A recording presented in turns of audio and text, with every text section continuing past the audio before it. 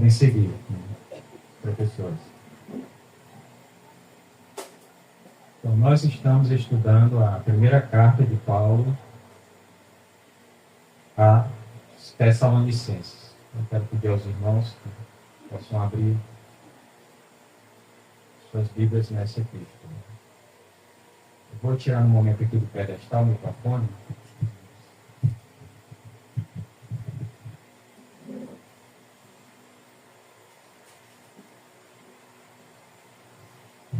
É melhor para mim. Então, em 1 Tessalonicenses, no capítulo 1, nós começamos a estudar essa epístola na semana passada. Fizemos apenas uma introdução a ela. Nós falamos 3 pontos, basicamente. Falamos dos autores. Nós sabemos que o autor dessa epístola é Paulo, mas ele resolveu incluir Silvano e Timóteo também como autores, pelo menos de nome dessa carta. Nós vimos sobre o início do trabalho deles lá em Tessalônica também. No segundo ponto, nós falamos sobre os destinatários dessa carta, que era a própria igreja dos Tessalonicenses. Vimos também que ela era uma igreja composta por alguns judeus, por muitos gentios, inclusive por mulheres distintas da sociedade, que também haviam abraçado o Evangelho. E por último, nós vimos sobre as bênçãos da graça e da paz que Deus, através de Paulo, estava destinando ou enviando àquela igreja, de modo que nós entendemos que a graça e a paz de nosso Senhor são também bênçãos que o Senhor está enviando até hoje às suas igrejas. Então, o que nós vamos ver hoje tem a ver com os versículos 2 e 3 da epístola que nós estamos expondo esta noite. Então, o texto diz, 1 Tessalonicenses 1, versículos 2 e 3. Diz assim: Damos sempre graças a Deus por todos vós, mencionando-vos em nossas orações, e sem cessar, recordando-nos diante do nosso Deus e Pai, da operosidade da vossa fé, da abnegação do vosso amor e da firmeza da vossa esperança em nosso Senhor Jesus Cristo. Senhor meu Deus, há muitas riquezas só nesses 2 versículos que eu acabei de ler. Meu desejo é que o Senhor nos assista na nossa fraqueza, nos ajude, Senhor Deus, a entender da melhor maneira possível o que essas palavras têm a dizer a essa congregação e também a cada um de nós em particular. Como está a nossa fé? Como está o nosso amor? Como está a nossa esperança? Que essa palavra de hoje, Pai, nos ajude a olhar para essas 3 graças, essas 3 dádivas que vêm do Senhor para as nossas vidas. Não só como indivíduo, mas também como congregação. Nos abençoa para que possamos, ó Deus, enquanto aguardamos entrar no Teu reino. Sim, o reino que o nosso Senhor falou naquela noite, durante a ceia com os seus discípulos. O reino que Ele vai trazer. O reino que Ele nos ensinou a orar por sua vinda. Sim, Pai.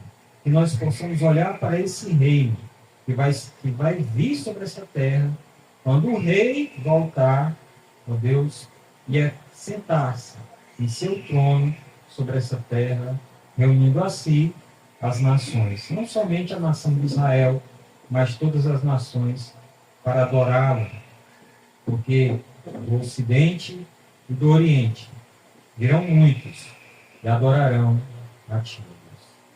Assim eu peço que o Senhor nos abençoe nessa noite que vamos estudar. Oramos a Ti, ó Deus, pedindo estas coisas em nome de Jesus. Amém. Então, meus irmãos, nós vamos falar basicamente de 2 coisas. Vamos falar sobre a fonte ou a origem da fé, do amor e da esperança, e também dos frutos ou das realizações dessas 3 graças cristãs. não só cristãs, porque elas estão também no Antigo Testamento, mas dessas grandes graças divinas. Então vamos ver aqui, Paulo agradece, né, por elas. Versículo 2 diz: damos sempre graças a Deus. Então, quando Paulo ele fala isso, meus irmãos, ele está expressando a gratidão dele, não somente ele, mas a gratidão de Silvano e também de Timóteo, a Deus por causa dessa fé, dessa esperança e desse amor que surgiu no meio daquelas pessoas. Lembrando que eles eram judeus, lembrando que eles eram gentios outrora, então eles ainda não conheciam a Deus como eles vieram a conhecer através de Jesus Cristo. E talvez nós, até mesmo criados num país chamado país cristão, né? Às vezes o nosso conhecimento sobre Deus é tão pouco, é tão escasso. E esse conhecimento afeta tão pouco a nossa vida, que quando a gente se converte, né, a gente tem aquela experiência chamada de novo nascimento, a gente realmente percebe o que é a fé, o que é o amor e o que é a esperança dadas por Deus ao ser humano. E por que Paulo, Silvano e Timóteo agradeciam a Deus? Lembrando, meus irmãos, que Paulo teve um período na segunda viagem dele, em que ele partiu, né, para pregar o evangelho em outras terras, ele não sabia direito para onde ir. Então foi durante uma visão, isso você encontra lá em Atos capítulo 16, do versículo 9 ao 10, você encontra uma visão de um homem, Paulo tem essa visão desse homem, na Macedônia, dizendo: vem e ajuda-nos. E quando Paulo teve essa visão, ele teve a plena certeza de que Deus o estava chamando a pregar o evangelho na Macedônia. Então ele partiu, passou por algumas cidades, chegou em Filipos e, partindo de Filipos, ele chegou a Tessalônica. E quem fez com que Paulo tivesse sucesso naquele lugar, irmãos? Este é quem ele está agradecendo. Foi Deus que tornou o trabalho de Paulo um trabalho que deu frutos. Aí você pergunta: irmão, mas Paulo ele era muito preparado. Então não seria possível se dependesse só dele? Certamente, irmãos, Paulo era um homem muito preparado. Paulo era judeu, ele era hebreu, né? Porque os judeus eles podiam ser hebreus, que tinham a língua, a cultura judaica, hebraica, ali pela Judéia e tal, ou mesmo morando em outros lugares. Paulo ele morava lá em Tarso, na Cilícia, mas ele mantinha a sua cultura, ele mantinha o seu apego às tradições judaicas, como qualquer hebreu lá na Judéia. Porém, ele havia crescido naquele ambiente também na Grécia. Então ele entendia, ele sabia se comunicar, ele conseguia transmitir a mensagem tão bem aos judeus como aos gregos, né? E não só isso, ele também era um cidadão romano. Então ele tinha até, vamos dizer assim, essa vantagem, né, dessa nacionalidade, dessa cidadania, para ele pregar. E ele usou dela, não usou? Várias vezes ele usou dela, principalmente quando quiseram castigar ou prender injustamente. Me lembro certa vez que ele falou para não sei se era um centurião, eu sei que uma pessoa vinha prender ele, assim, é lícito prender um cidadão romano sem haver um julgamento? Aí os soldados chegaram para: olha o que você vai fazer, que esse homem é romano. Aí o centurião, acho que é essa patente, chegou e disse assim: a mim me custou muito caro a cidadania romana. Ele não tem dinheiro para comprar essa cidadania, talvez isso passou pela cabeça daquele homem. Mas Paulo respondeu: eu sou por nascimento. Então Paulo, ele era hebreu, conhecia muito bem a cultura grega, sabia muito bem se comunicar com os gentios, e ele também era um cidadão romano. Mas, irmãos, apesar de todas essas credenciais, todas essas qualificações, foi Deus que tornou a pregação de Paulo frutífera.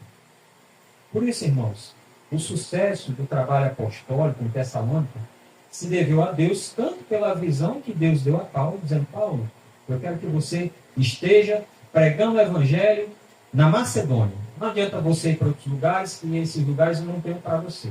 Quero que você vá para onde eu estou te mostrando. E aí, Paulo foi lá. Você sabe que em Filipos ele passou por muitas angústias, mas Deus deu a ele coragem, né? Você vê aqui no capítulo 2, aqui no capítulo 2, de 1 Tessalonicenses, olha só o que diz no capítulo 2, no verso 2. Mas, apesar de maltratados e ultrajados em Filipos, como é do vosso conhecimento, tivemos ousada confiança em nosso Deus para vos anunciar o Evangelho de Deus em meio a muita luta.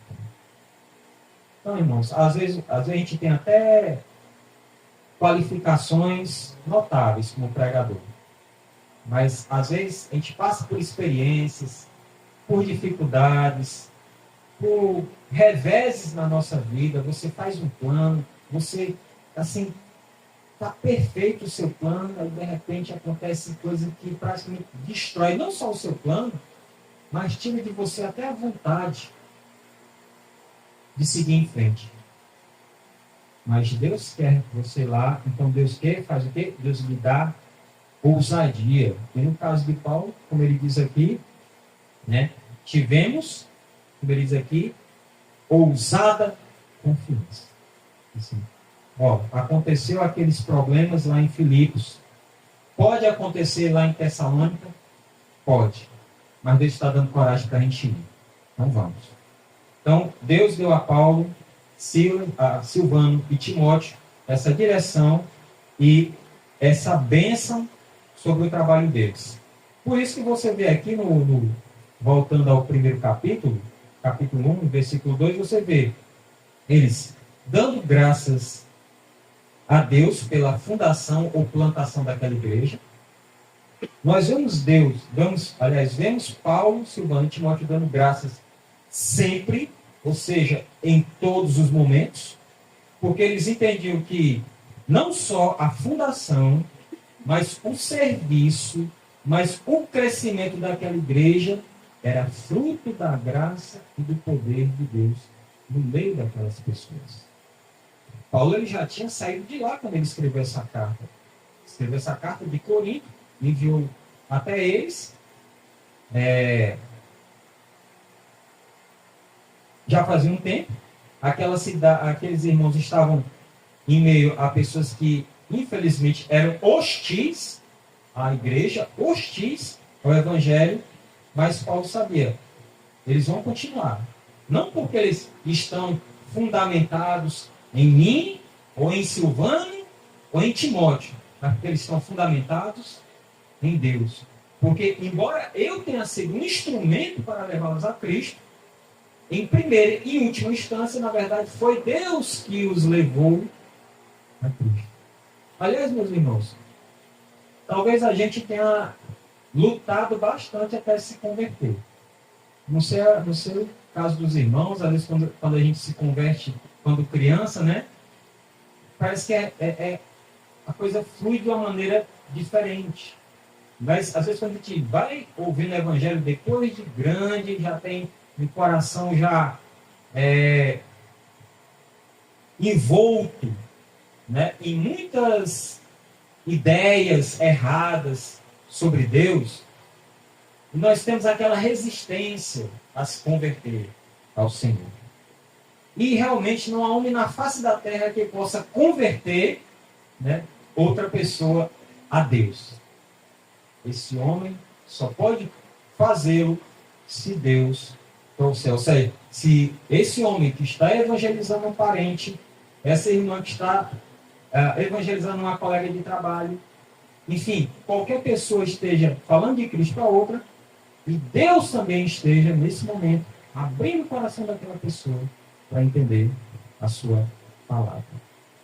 Então, Paulo ele também agradecia a Deus por todos os tessalonicenses, né? Vemos, damos sempre graças a Deus por todos vós. Significava o quê, meus irmãos? Que Paulo, ele não estava agradecendo a igreja apenas de maneira geral. Olha, eu agradeço a Deus pela igreja que nós fundamos, que nós plantamos na cidade de Tessalônica. Agradeço por cada membro dessa igreja. É como se Paulo não tivesse ninguém naquela igreja pela qual ele não fosse grato. Ou seja, é como se ele se lembrasse de cada um deles e dizendo assim, eu agradeço a ti por fulano de tal, por fulana de tal. Ou seja, agradeço a ti, Senhor, por todas essas pessoas. Sei que nem todos conseguem servir a ti nas mesmas coisas. Sei que também não conseguem servir a ti na mesma medida, por razões várias, mas eu agradeço a ti por todos, porque essa obra é tua. Às vezes, irmão, a gente tem que lembrar isso, trazer isso à nossa mente. Por mais que você tenha sido a pessoa envolvida para trazer a Cristo aquela pessoa, na verdade, aquela pessoa, se ela é um salvo, se ela é uma salva, é porque Deus fez com que a mensagem ultrapassasse todas as barreiras e chegasse até o coração, até a alma daquela pessoa e a transformasse. Somente Deus é capaz de realizar algo assim. Então, por isso eu tiro uma aplicação para nós, irmãos. A primeira que eu estudei hoje. A fundação de uma igreja é, acima de tudo, um trabalho de Deus. Deus usa homens nesse trabalho? Sim, Deus usa homens, Deus usa mulheres, de acordo com as funções de cada um, de acordo com a capacidade que Deus dá a cada um. Contudo, Deus mesmo nunca deixa de trabalhar. Deus não simplesmente... pegar aqui o exemplo do irmão Elisandro e sua esposa. Vamos visitar um casal da igreja, está passando por uma dificuldade. Aí vocês chegam lá e através daquela conversa, só em lembrar eles do amor de Deus, lembrar eles da fidelidade de Deus naquela situação, e vocês já vão dando aquele alento, né? Aquele lenitivo para aquelas pessoas depois até ligam para você, irmão, muito obrigado pela visita de vocês. Nós realmente estávamos muito mal naquele dia. Foram as palavras de vocês que nos deram força. Aí vocês dizem o quê? Graças a Deus. Por quê? Porque o Senhor fez eficazes as nossas palavras. Então, Deus usa homens, Deus usa mulheres. Na verdade, tudo é feito porque Ele nos dá vida e capacidade. Então, irmãos, vamos ser gratos a Deus sempre e por cada irmão ou irmã da nossa congregação. Sempre, irmão. Sei que pode ser que um dê mais trabalho do que o outro, né? O pastor João estava falando hoje pela manhã, o pastor Lignes também sobre isso, mas não sejamos gratos uns aos outros. Você já olhou os dedos da sua mão? São diferentes, né? Mas se machucar um deles, a mão toda, aliás, o corpo todo sente. Nós somos um corpo. Então, cada membro dessa igreja é importante. Então vamos lembrar disso e orar também por causa disso. Agora, o que é que a gratidão, ela movia Paulo, Silvano e Timóteo a fazer pela igreja? Vamos ver, continuando aqui, o versículo 2, né? Damos sempre graças a Deus, estou no capítulo 1, lembrando. Damos sempre graças a Deus por todos vós, mencionando-vos em nossas orações. Então é um bom combustível para a oração, a gratidão a Deus. Eu não sei direito por onde começar essa oração, mas você chega em casa, você está fazendo as coisas, você cai em si, rapaz, eu não orei hoje. Olha, você pode dizer, rapaz, faz tempo que eu não oro em casa.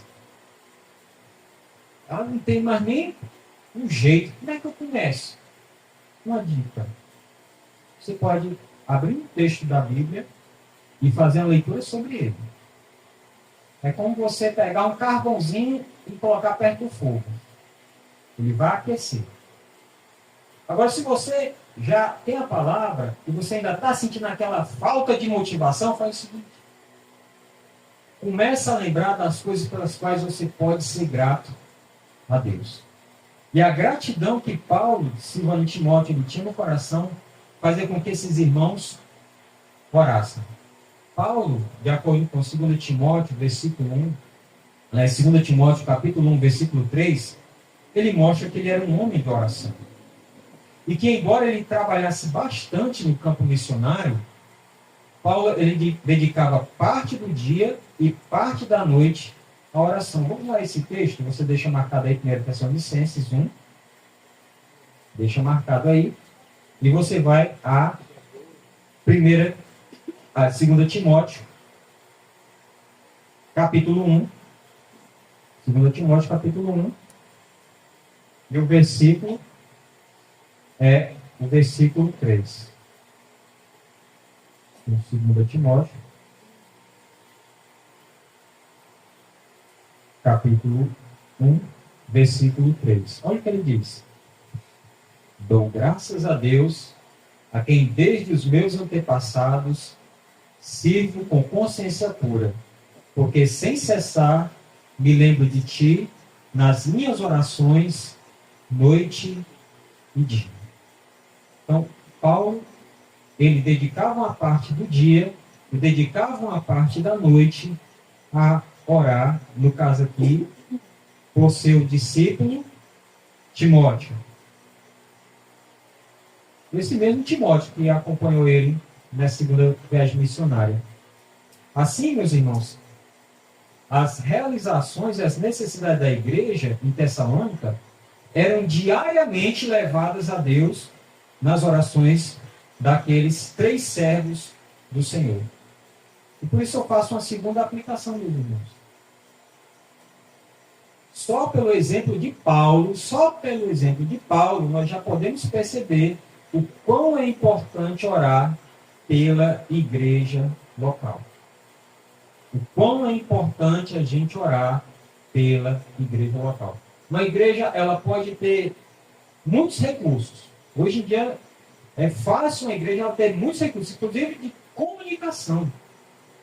A nossa igreja tem um grupo que é muito fácil um entrar em contato com outro, às vezes falando que, olha, recebi uma doação, quero comunicar aos irmãos que recebemos uma doação de tal coisa para a igreja, ou você está passando por uma dificuldade, você pode compartilhar lá para colocar nas orações durante o culto de quarta-feira.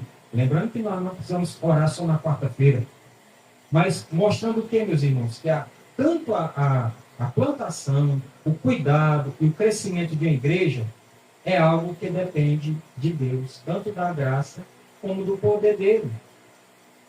Assim, é importante que nós possamos orar a Deus, ou que nós oremos a Deus, para que Ele trabalhe em nós. E trabalhe através de nós, para que esse trabalho ele seja completo. Nenhum ele é capaz de levar outro, né, além da sua própria capacidade. E se a gente for depender da nossa capacidade, é que a gente vai levar muito pouco, né, uma pessoa avante. Porque todos nós precisamos crescer. Não sei se os irmãos podem concordar comigo que nós realmente ainda temos bastante chão pela frente. E parece que à medida que os anos passam e você vai adquirindo mais maturidade, você vai percebendo que, olhando para Cristo, você vê, puxa, eu preciso realmente ir mais além. E você pode falar, meu irmão, vamos juntos. Vamos dedicar mais tempo às nossas orações, vamos dedicar mais tempo ao serviço que nós tivermos para fazer na igreja, vamos dedicar mais tempo a isso e a outra coisa. Mas sempre, meus irmãos, colocando a oração em primeiro. Quando nós estávamos estudando sobre a vida de oração de Nosso Senhor, nós vimos que ele era um homem que estava quase todo o tempo orando. E se você olhar o Evangelho, Jesus era o homem mais atarefado. Os discípulos ajudavam, faziam muito, mas quem fazia mais? Nosso Senhor. E talvez quando, só usando que é a expressão que é conhecida nossa, quando você está ainda no seu terceiro sono, ou no segundo sono, Jesus já estava acordado. Depois de um dia pesado de trabalho. Por isso, é realmente um grande exemplo para nós, tanto o nosso Senhor como o apóstolo Paulo e seus colegas de trabalho nessa carta. Então, orar diariamente pela sua congregação. Não esqueça de fazer isso. Ah, mas eu não posso orar muito tempo, não. Ore o tempo que você puder. Mas não dá para me orar por todos. Ore por quem você puder. Enfim, irmãos, ore pelos seus irmãos em Cristo. O que Paulo, Silvano e Timóteo mencionaram especificamente? Quais eram as 3 coisas que eles agradeciam a Deus em saber que os tessalonicenses estavam fazendo ou estavam manifestando nas suas vidas? Isso nos leva, meus irmãos, ao segundo ponto que nós vamos estudar daqui a pouco. Eles estavam mencionando 3 coisas: a fé, o amor e a esperança. Se você já leu a primeira carta de Paulo aos Coríntios, e você chegou lá pelo capítulo 13, você vê que Paulo ele faz uma das declarações mais bonitas das Escrituras. E até Camões escreveu um poema fazendo alguma relação, alguma alusão àquele texto. Ou seja, 1 Coríntios capítulo 13, ainda que eu falasse a língua dos homens e dos anjos, se não tivesse amor, seria como um símbolo, né? Como um som, simplesmente um som, uma batida num prato de metal. Ou seja, por mais que as pessoas pudessem ficar admiradas com a minha palavra e glorificando a Deus por eu falar numa língua que elas não estavam entendendo,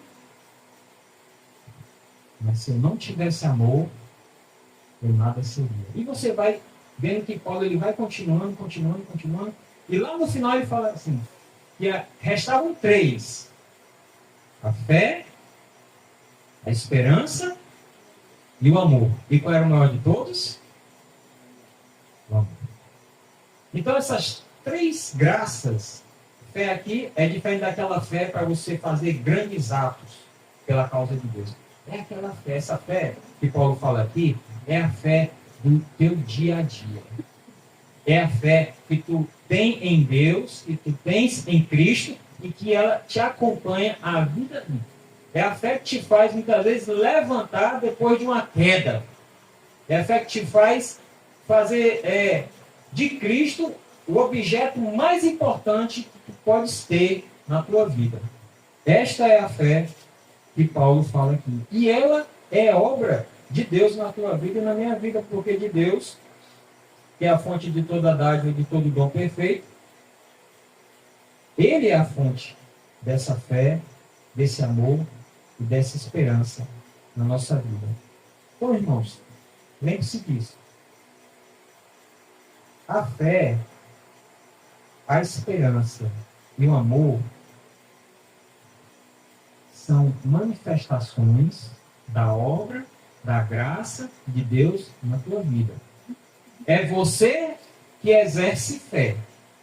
É você que mostra amor. É você que tem esperança. Mas quem realiza essas coisas na sua vida é Deus. É Deus. Irmãos, tenha certeza. Se Deus não tivesse movido você na direção de Cristo, você ainda estava se movendo na direção contrária. Deus foi quem fez com que os nossos interesses para nós parecessem menos importantes do que o que Deus fez por nós na cruz.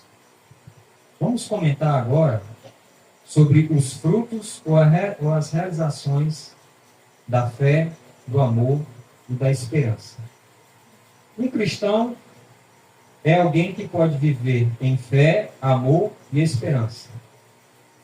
O cristão, ele mostra a fé, o amor e a esperança que ele tem em Cristo nessa vida. E como ele faz isso?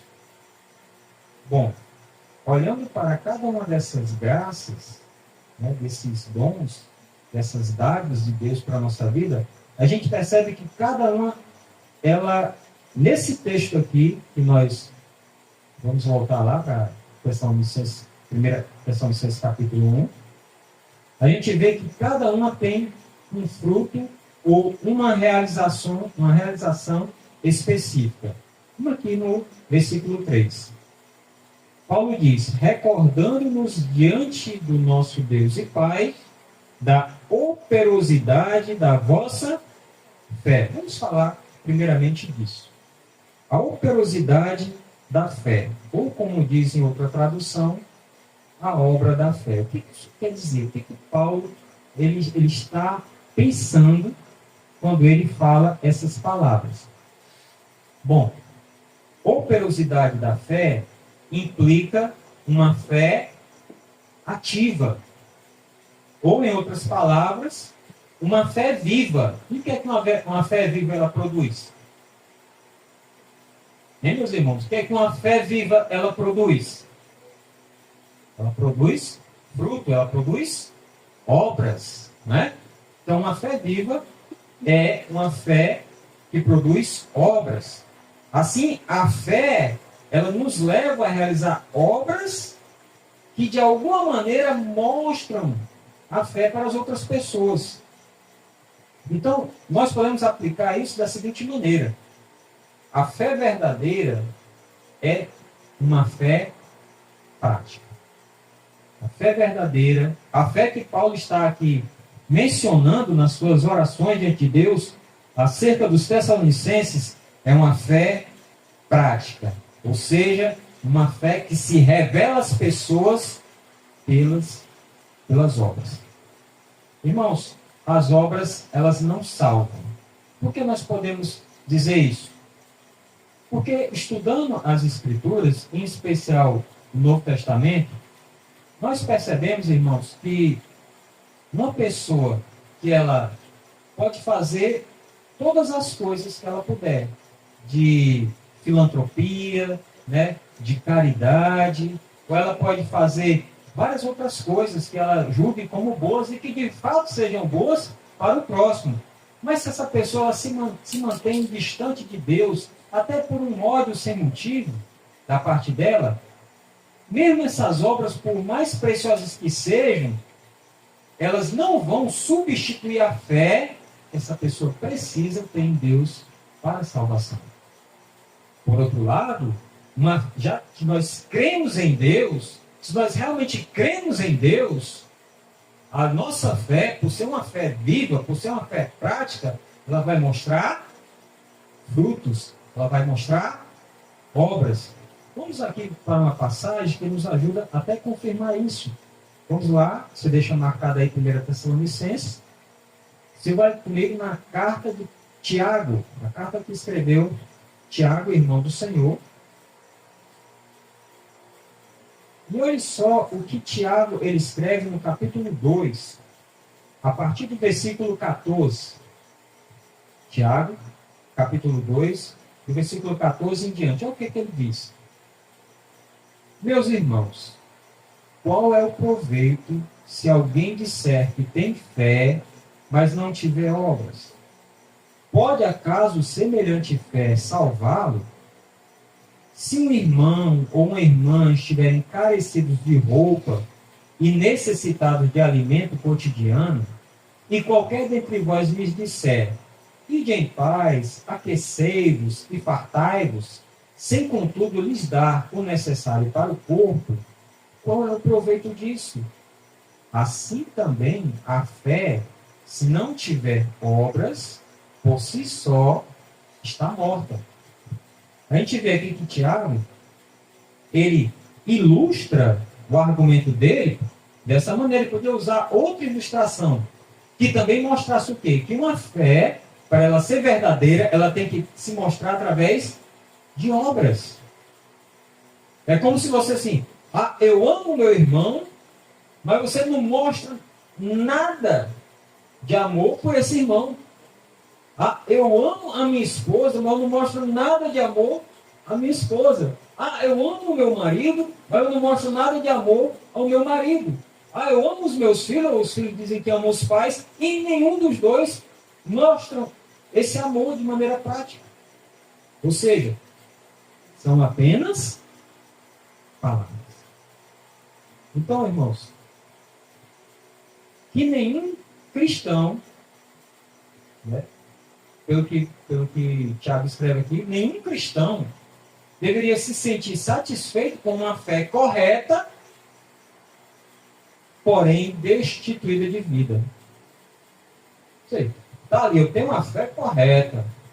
Sua fé, meu irmão, se você fosse ser examinado por uma banca, ninguém ia duvidar da sua ortodoxia, né? Da correção da sua fé.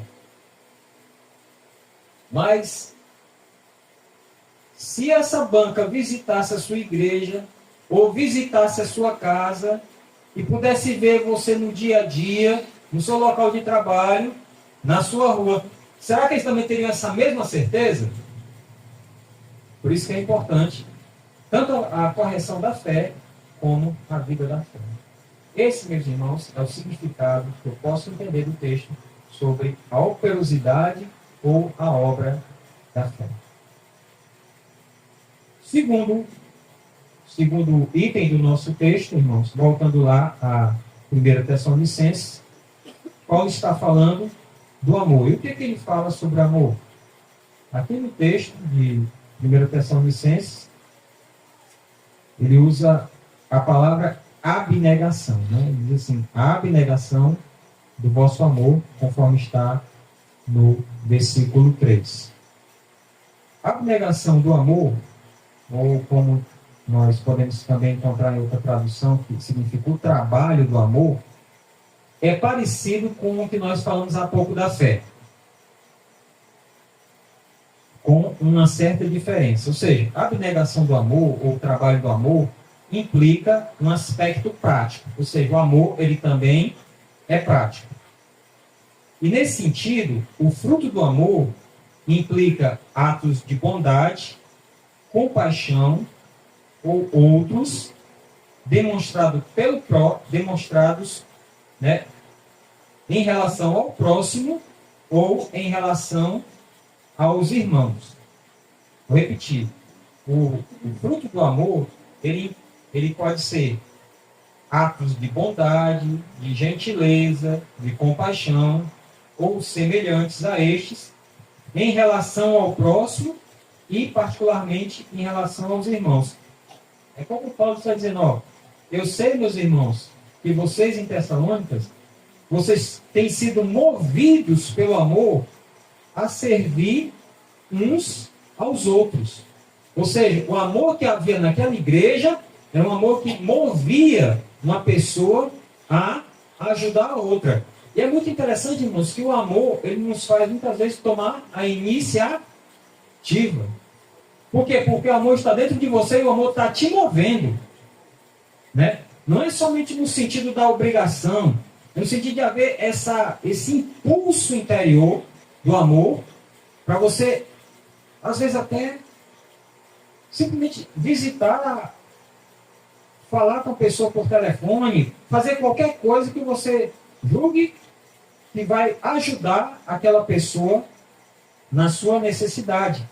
E o interessante é que esse trabalho aqui, ele não é propriamente uma obra em si. É claro que o amor ele vai levar você a fazer algo.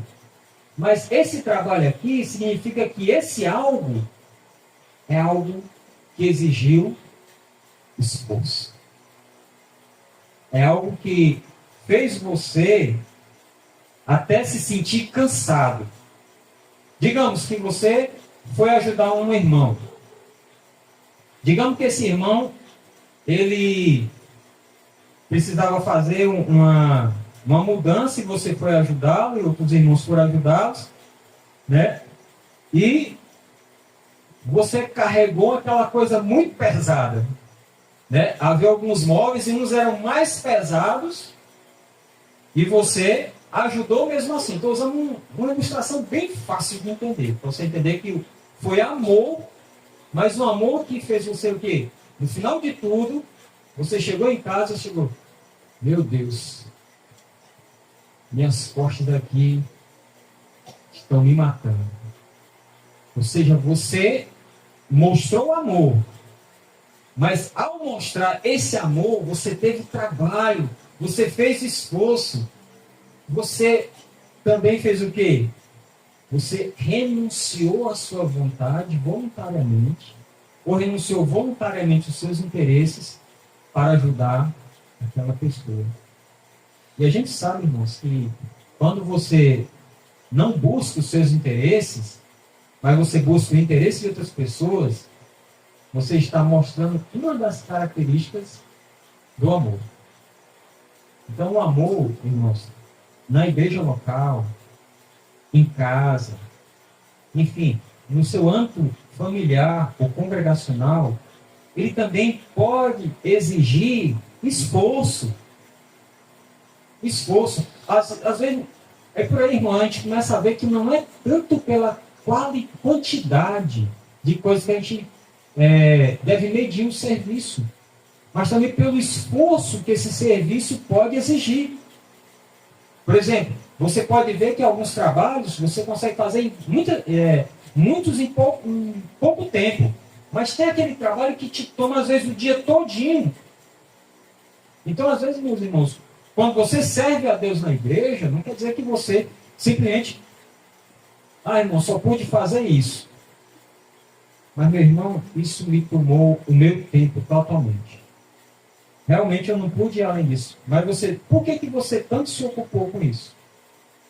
Por que isso foi tão importante? Você fez porque você estava pensando em você? Não. Eu fiz porque eu quis fazer da melhor maneira para Deus e para os irmãos. Isso também será levado em conta no dia que nós estivermos diante do Senhor, para receber dele a recompensa. E o terceiro fruto que o apóstolo Paulo fala na sua carta é a firmeza da vossa esperança. Firmeza da esperança, também outra tradução aparece como paciência da esperança, significa, irmãos, uma resistência firme, que nos permite seguir em frente a despeito das nossas provações. Firmeza da esperança significa uma resistência firme que permite-nos seguir em frente a despeito das nossas provações. Todo cristão passa por provações em sua caminhada. E às vezes passa logo no começo. Se você for ver, meu irmão, aqui em 1 Tessalonicenses, logo no versículo 6, sem sair do capítulo 1, olha só o que tem no versículo 6. Com efeito, vos tornastes imitadores nossos e do Senhor, tendo recebido a palavra, posto que em meio de muita tribulação. Às vezes é logo no início da fé, da sua conversão, já vem um caminhão de provações para você. E essa provação, ela, claro, tem um objetivo, que é de testar a nossa fé, que é de fazer justamente com que a fé ela se mostre verdadeira e permanente na nossa vida. Então, a esperança que o Evangelho nos dá, essa esperança nos ajuda a suportar as provações que nós, porventura, temos que passar até que nós entremos no reino de Deus. Ou seja, até entrar no reino de Deus, você vai passar por provações. Né? Eu não preciso nem explicar o que é provação. Só de ouvir essa palavra você já entende o que ela significa. Você sabe que é um teste. E você sabe que coisas na sua vida testam você como cristão. E aí eu poderia aplicar da seguinte maneira. Às vezes, a provação é tão grande, meus irmãos, que nós chegamos a pensar que não vamos poder suportá-la. Paulo chegou também a pensar isso no 2 Coríntios capítulo 1, versículo 8. Contudo, a gente tem que lembrar que o mesmo Deus que permite a provação nos dará, a seu tempo, o livramento.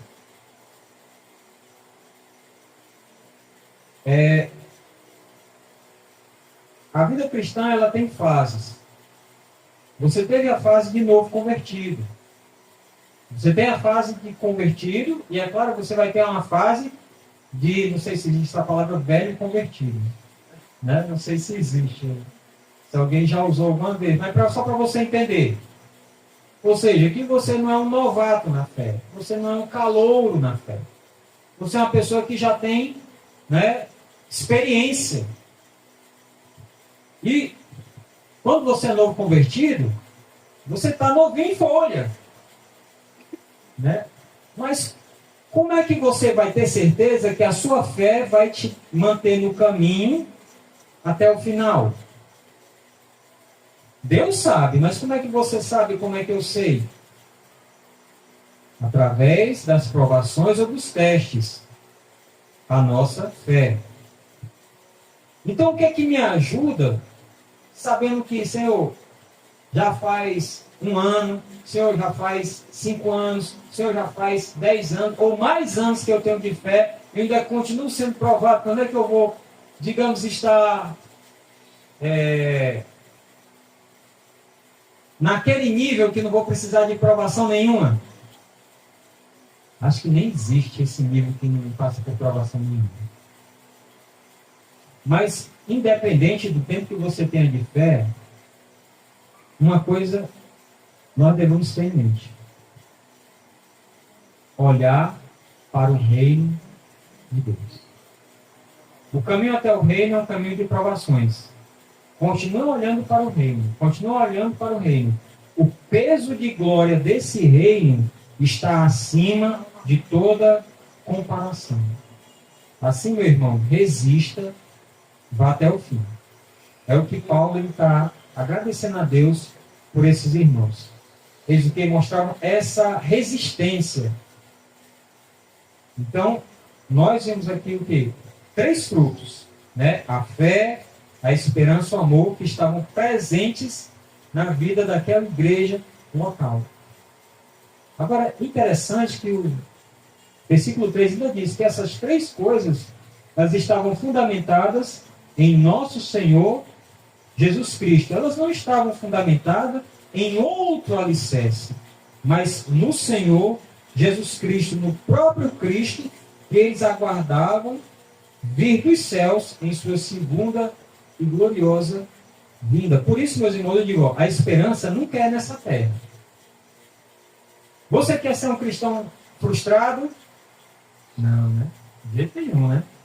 Mas se eu disser que você corre o risco, e eu corro o risco de ser um cristão frustrado, se eu colocar a minha esperança nesta vida, nesta terra.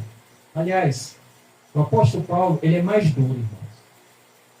Ele diz: se a nossa esperança se resume às coisas desta vida, então nós somos os mais infelizes de todos os homens. Palavra de Paulo. Então, irmãos, a nossa esperança é o reino. É o que vai vir. O reino glorioso do nosso Senhor. O reino que ele deu uma amostrazinha desse reino quando ele chamou Tiago, João, Pedro. Vamos orar lá no alto do monte, irmão? E ali, ó, ele se transfigurou ali. Foi só, vamos dizer assim, um vislumbre desse reino que ele prometeu a todos os que o amam. E para terminar, meus irmãos, a gente vê que Paulo, Silvano e Timóteo recordavam dessas coisas, da fé, do amor e da esperança dos Tessalonicenses, sem cessar diante do nosso Deus e Pai. E o que essas palavras querem dizer diante de nosso Deus e Pai? Meus irmãos, que horas começou esse culto? Pouco depois das 6, né? Pontualmente 6 horas. Quando ele vai terminar? Nós não sabemos, vai terminar daqui a pouco. Irmãos, foi somente nessa hora que a gente entrou na presença de Deus. Antes de você sair de casa, e mesmo quando você voltar para casa agora, você vai estar na presença de Deus. E amanhã? E depois? E até o final dos tempos, você está na presença de quem? Na presença de Deus. Tudo é feito na presença de Deus.